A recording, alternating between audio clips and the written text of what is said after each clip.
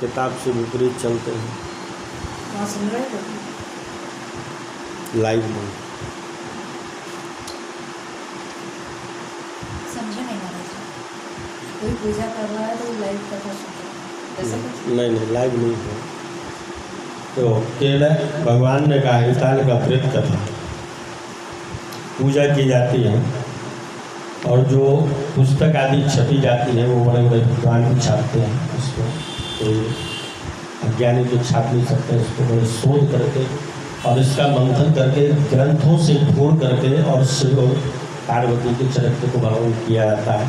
कैसे तपस्या की उनने, हड़ताल का व्रत कैसे हुआ, किस नक्षत्र में हुआ, इसके करने से क्या है, इसकी विधि क्या है, इसकी पूजा क्या है। तो इस सब जानते हुए किताबों की कथाओं को श्रवण करते हुए भी हम लोग क्या करते हैं, उससे विपरीत चले जाते हैं। जो लिखा रहता है उससे कहीं गुना आगे निकल जाते या पीछे रह जाते, तो वो फल कहाँ जाएगा। भाई जो सामर्थ्य लिखा है उस सामर्थ्य से अगर नहीं चलते हैं तो कम से कम उसके पीछे पीछे चलो। अगर उनकी स्पीड में नहीं चले तो कम स्पीड में चलो, चलना चाहिए। जैसे भगवान ने कहा केला का स्तंभ, चलो भाई वो भी अपने पास में, और दूध, सुहाग, पिटारी, गंगा जल, दही, तरकी, चूड़ी, चावल, घी, बिछिया, फूल, हार, शक्कर, कंघा, मृतिका, शहद, शीशा, चंदन, कलश, नारा, डोरा, केसर, दीपक, फल, पान, मिश्री, धूप, कपूर, सुपारी, महावर की गोली, वस्त्र, सिंदूर, पकवान, यज्ञोपवीत और सुरसा और मिठाई, ये भगवान का सामान है।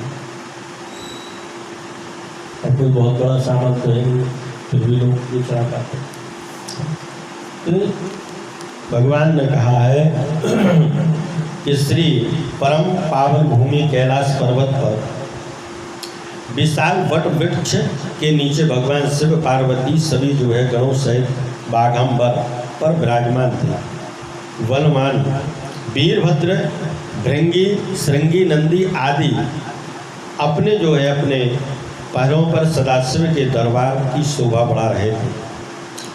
गंधर्वर्ण, किन्नर, ऋषि हर भगवान की विधिवा अनुष्टक छंदों से स्तुति गान स्वयं आलापों से वांगों पे संलग्न थे। उसी सुअवसर पर जो है महारानी पार्वती जी ने भगवान शिव से दोनों हाथ जोड़कर प्रश्न किया कि हे महेश्वर, मेरे बड़े सौभाग्य हैं जो मैंने आप सारखे अर्धांगी पति को वर्ण किया है। क्या जान सकती हूँ कि मैंने वह कौन सा पुण्य अर्चन किया है। आप अंतर्यामी हैं, मुझ दासी को वर्ण करके बताओ कि कृपा करें। महारानी पार्वती जी की ऐसी प्रार्थना सुनने पर शिव जी बोले, वारा सुनो, तुमने अति उत्तम पुण्य का संग्रह किया था जिससे मुझे प्राप्त किया, वह अति गुप्त व्रत है, पर तुम्हारे पर प्रगट से करता हूँ वह यह भाद्रपद मास की शुक्ल पक्षमी की तीज का व्रत है। हरिताल का व्रत के नाम से प्रसिद्ध है। यह व्रत जैसे तारागणों में चंद्रमा, 9 ग्रहों में सूर्य और वर्णों में ब्राह्मण, देवताओं में गंगा, पुराणों में महाभारत, वेदों में सोम, इंद्रों में मन, ऐसा यह व्रत श्रेष्ठ है। जो तीज हस्त नक्षत्र युक्त पड़े हैं और भी महान पुण्यदायक होते हैं। ऐसे सुनकर पार्वती जी ने कहा कि हे महाराज, मैंने कब और कैसे यह व्रत किया था, विस्तार से कहा के साथ श्रवण करने की इच्छा है। इतना सुन भगवान शंकर जी बोले, भाग्यवान उमा, भारतवर्ष के उत्तर में हिमालय श्रेष्ठ पार्वती के उन उसके राजा का नाम हिमांचल था और वह तुम भाग्यशाली रानी मैना से पैदा हुई थी। तुमने बाल अवस्था से ही मेरी आराधना करना आरंभ कर दिया था। कुछ उम्र बढ़ने पर तुम्हें हिमालय की दुर्गम गुफाओं में जाकर सहेलियों सहित मुझे पाने के लिए तप आरंभ कर दिया और तुमने ग्रीष्म ऋतु से मैं बाहर चट्टानों पर आसन लगा करके तप किया। वर्षा ऋतु में बाहर पानी में तप किया और ऋतु के पानी में खड़े होकर के मेरे ध्यान से संलग्न रही। इस प्रकार से 6 ऋतुओं में तपस्या करने पर भी जब मेरे दर्शन ना मिले तब तुमने ऊर्ध्वमुख होकर केवल वायु का सेवन करके और फिर वृक्षों के सूखे पत्ते खा करके शरीर को क्षीण किया। ऐसी तपस्या में लीन देखकर महाराज हिमांचल को अति चिंता हुई और तुम्हारे विवाह हेतु चिंता करने लगे। इसी शुभ अवसर पर महर्षि जी देव ऋषि नारद जी उपस्थित होते भय राजा ने अति हर्ष के साथ महाराज का स्वागत पूजन किया और उपस्थित होने का कारण जानने की इच्छुक होते हुए नारद जी ने कहा, राजन, मैं भगवान विष्णु का भेजा हुआ हूँ। मैं चाहता हूँ कि आपकी सुंदर कन्या को योग्य वर प्राप्त हो। सो बैकुंठ निवासी शेष सैया पर भगवान ने अपनी कन्या का वर्णन स्वीकार किया है। क्या आपको स्वीकार है? राजा हिमांचल ने कहा, महाराज, मेरे सौभाग्य हैं जो मेरी कन्या को विष्णु जी ने स्वीकार किया। मैं अवश्य ही उन्हें अपनी कन्या का उमा का वरदान करूंगा। वह निश्चित ही करके जाने पर नारद जी बैकुंठ पहुंचकर विष्णु भगवान से पार्वती जी के विवाह की पूर्ण सुनाकर इधर महाराज हिमांचल ने वन में पहुंचकर पार्वती को भगवान विष्णु के विवाह होने के का निश्चय ही हो चुका था। ऐसा सुनते ही पार्वती जी को महान दुख हुआ। वह दुख से तुम हिमालय होकर अपनी सखी के पास पहुंचकर हिमालय में लगी रही। तुम्हारा विलाप देख सखी ने तुम्हारी इच्छा जानकर कहा, देवी, तुम ऐसा गुहा से तपस्या के लिए ले चलूँगी जहाँ महाराज हिमांचल चल भी ना पा सकेंगे। ऐसा कह सहेली उमा सहित हिमांचल की गहन गुफा में विलीन हो गई। जाती है भाई महाराज हिमांचल घबराकर पार्वती जी को ढूंढते विलाप करने लगे। मैंने विष्णु जी को वचन दिया था, वह कैसे पूर्ण होगा? ऐसा कह मूर्छित हो गए।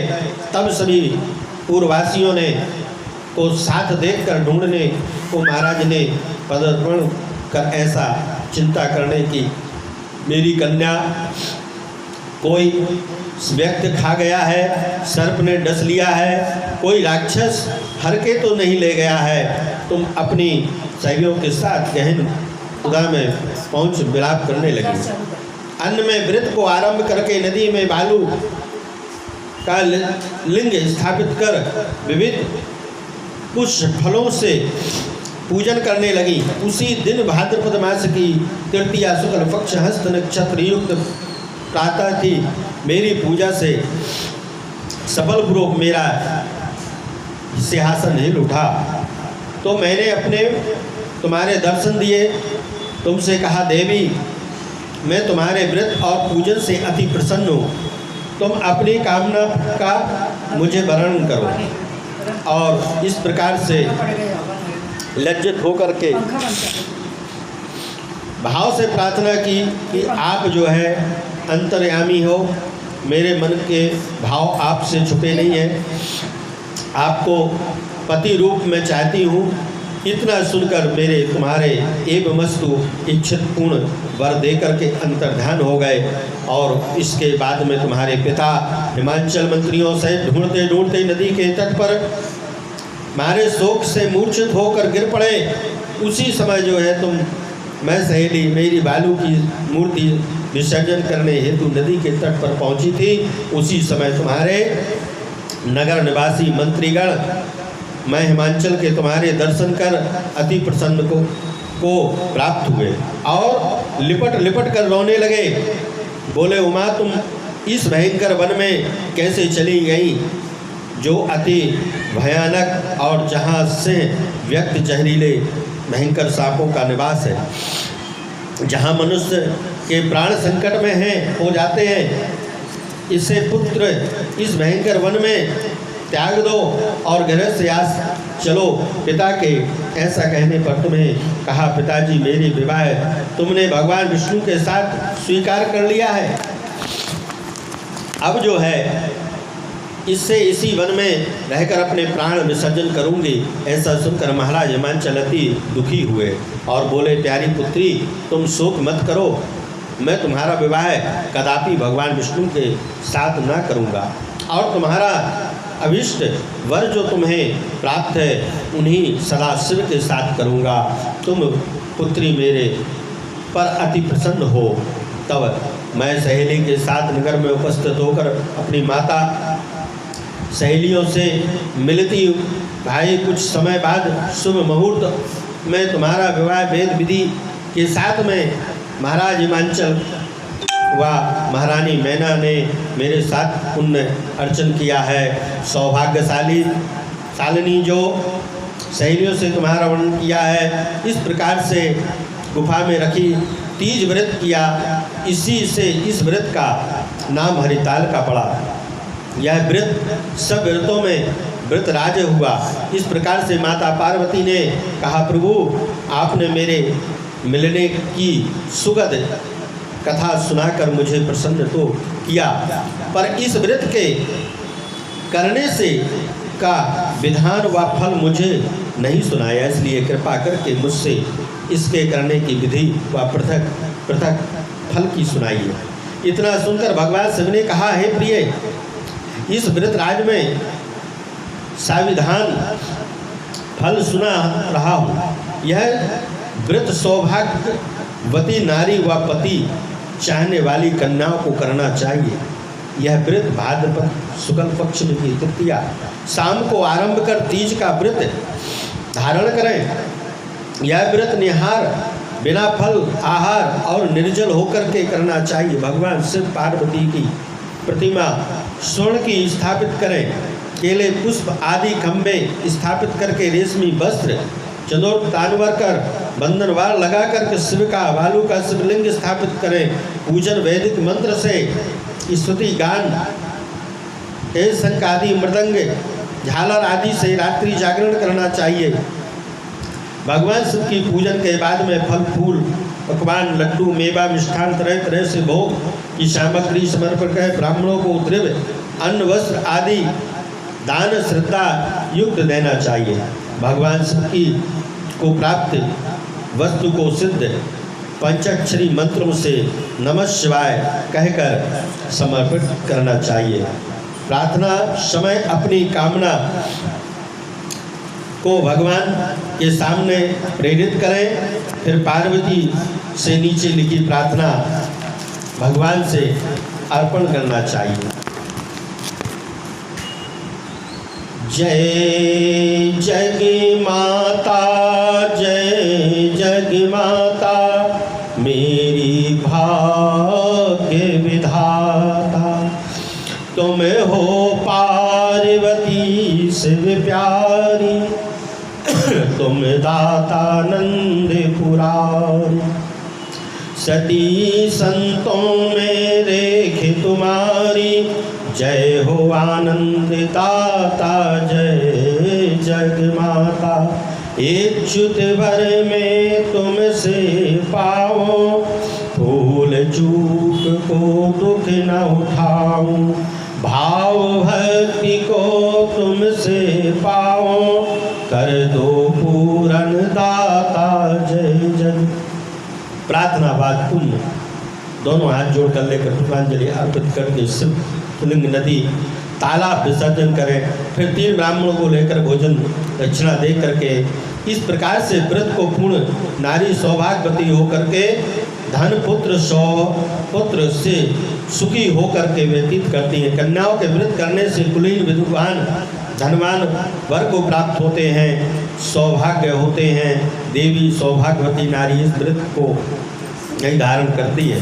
बारंबार वैद्य पुत्र को शोक प्राप्त हो जाते हैं। जो नारी तृतीया के दिन व्रत रहकर चोरी से अन्न खाती है तो वह सुकनी का जन्म पाती है। जो फल खाती है वह बंदरिया की योनि प्राप्त करती है। जो जल पीती वह जोग का जन्म लेती है। जो दूध पीती है वह सापमणि जन्म ग्रहण करती है। जो नारी घास खाती वह मांगनी बनती है। जो दही खाती वह बिल्ली जन्म पाती है। जो मिठाई खाती वह चींटी जन्म लेती है।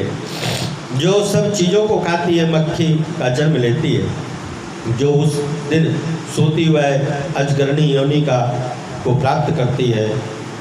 हे उमा, जो इस व्रत के सत्ता विधि